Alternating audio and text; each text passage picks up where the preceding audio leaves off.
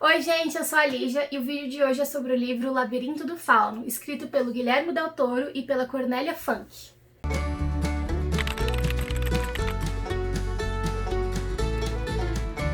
Se você é novo no canal, já deixa o like, se inscreve no canal e não se esquece de ativar o sininho para você não perder nenhum vídeo novo. Vou deixar também o meu Instagram e o link do meu TikTok na descrição para você não perder nenhum conteúdo por lá.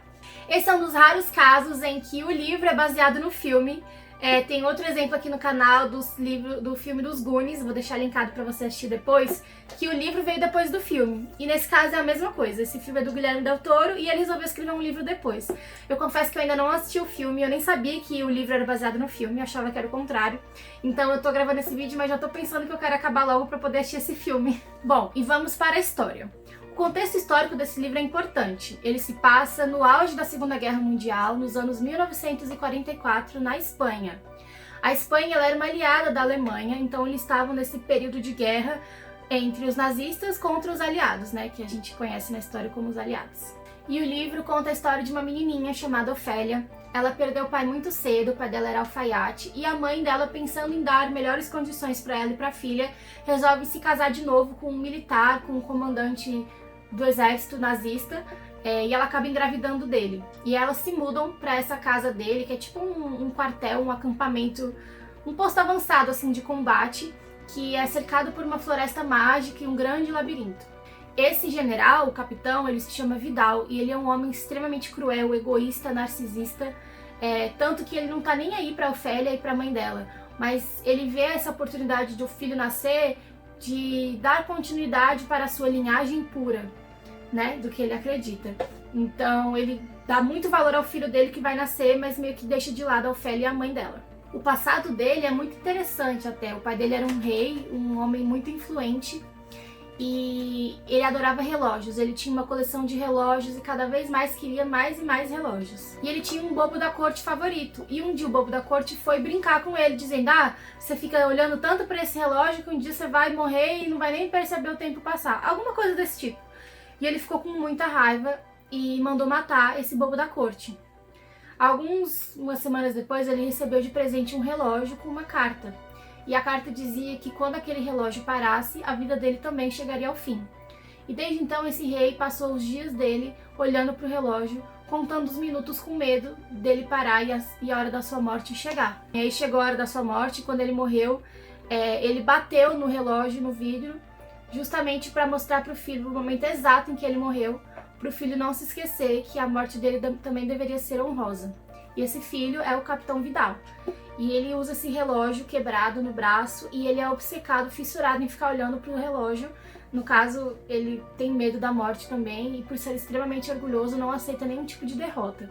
Então esse é meio que o background desse comandante, e ao longo da história a gente vai acompanhando todos os atos terríveis e cruéis que ele faz no livro. E aí o enredo da nossa história ele vai por duas direções diferentes.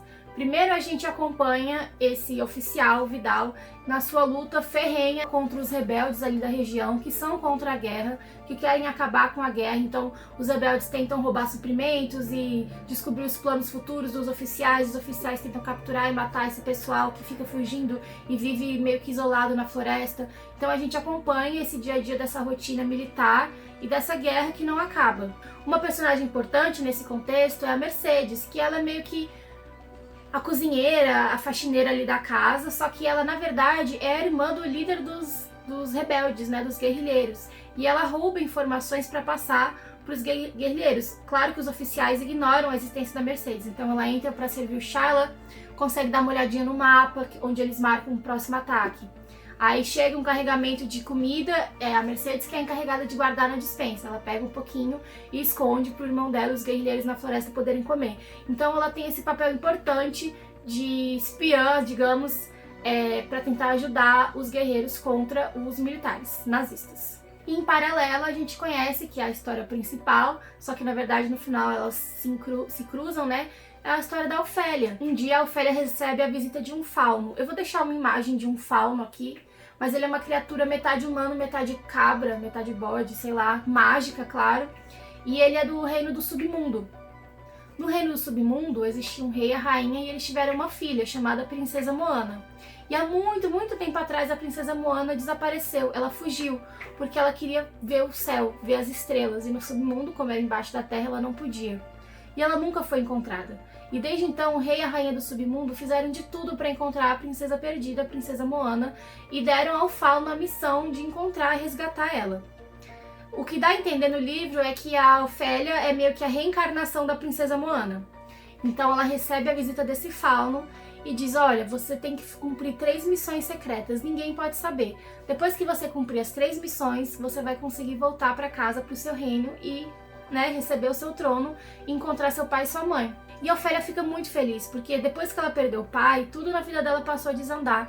Ela odeia o Vidal, o capitão, ela odeia como ele trata a mãe dela, ela odeia ele ser um homem cruel, ela tá vivendo num mundo de guerras em que a esperança parece estar cada vez mais acabando, então ela só fica muito feliz e resolve aceitar a missão do Fauno.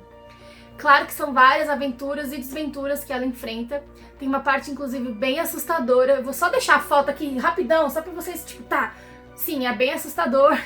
E, bom, ela consegue cumprir as 2 primeiras missões, só que a terceira missão é um grande impasse na história e eu não vou contar, porque é uma parte bem importante do livro, com uma reviravolta. Mas, quando a gente lê, a gente percebe que tem alguma coisa errada, assim, envolvendo o Fauno, envolvendo algumas pessoas. Tem um clima meio hostil em alguns personagens e a gente só descobre no final o que é. Mas é um livro, assim, principalmente de aventuras e com umas partes meio assustadoras, tá? Mas apesar disso é para todas as idades. E você deve estar se perguntando, por que chama o Labirinto do Fauno? Porque na floresta tem uma região que tem um labirinto gigantesco. No passado, existia um monstro que vagava pela floresta que devorava criancinhas. E um dia uma criança desapareceu e os pais dela encontraram uma feiticeira na floresta, uma bruxa, e pediram ajuda dela para encontrar essa criança. Só que a criança não foi encontrada e eles culparam a bruxa. Então os militares foram e afogaram essa bruxa numa fonte que tinha ali no labirinto. E desde então esse labirinto passou a ser amaldiçoado, as pessoas tinham medo de frequentar esse labirinto. Isso tem relação com a história da Ofélia, com a história da Princesa Moana perdida, com a história do capitão e os guerrilheiros, só que você só vai entender toda essa ligação quando você lê o livro. E é importante dizer que o Labirinto do Fauno é onde ele e a Ofélia se encontram, onde eles têm esse primeiro encontro, é onde o grande clímax da história acontece, então é bem importante para a história, mas eu também não vou dar muitos detalhes porque você tem que ler para descobrir. Eu chorei muito nesse livro, eu confesso que foi uma leitura muito emocionante para mim, despertou sentimentos assim muito intensos, porque é só uma criança, mas ela era tão triste, mas também tanta esperança, sabe? E eram tempos tão difíceis de guerra, mas ao mesmo tempo tudo meio que dá certo, só que dá tudo errado e tem partes muito assustadoras. E eu gostei muito dessa leitura, eu não vejo a hora de assistir o filme e eu juro que entrou pro meu top favoritos. Eu acho que tá no meu top 3 favoritos do momento e eu não tava dando nada pra esse livro. Eu nem sabia a sinopse, eu não sabia nada, mas assim, eu li e eu me encantei. E essa edição por si só já é maravilhosa, ela é cheia de ilustrações, não sei se vai dar pra ver, mas é muito linda, sério, e tornou tudo mais especial ainda. Então é um livro cheio de magias e encantos, mas também com elementos assustadores, e a lição que fica no final é que o verdadeiro monstro não é o bicho com chifres ou que devora criancinhas, mas sim os humanos. E me tocou muito a mensagem desse livro. Bom, então é isso. Se você já leu esse livro, me conta aqui nos comentários o que você achou. Não se esquece de curtir o vídeo, de comentar, de se inscrever no canal, ativar o sininho e de me seguir no Instagram. Vou deixar aqui embaixo e o link pro meu TikTok também vai estar na descrição, para você se inscrever e me seguir por lá e não perder nenhum conteúdo. Espero que tenham gostado e eu vejo vocês na próxima.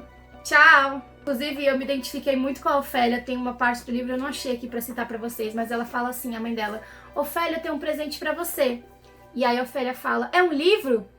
Aí a mãe dela fala: não, Ofélia, é uma coisa muito melhor que um livro. E aí a Ofélia pensa que a mãe dela não sabe, mas no mundo não existe nada que são melhores que livros. E eu, nossa, gente, sou eu. Qualquer pessoa que chega pra mim e fala: tem um presente, a primeira coisa que eu falo: é um livro? Aí, não, é de comer? Não, então não quero. É sempre assim.